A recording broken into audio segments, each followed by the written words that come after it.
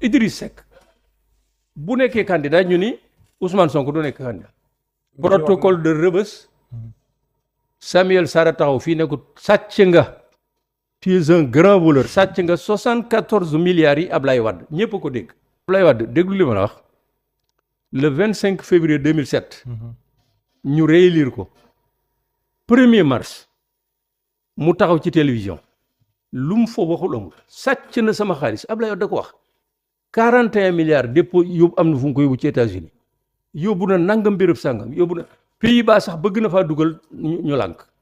fu mu toll nii moom kenn toppeewu ko dara.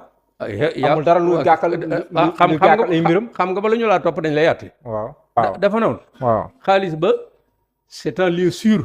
boobu lay waat demee danaa ko génne. ana xaalis ba. mu nekk candidat Ousmane Sonko moom du nekk candidat waaye nit ñi nañ seetaat seen xel.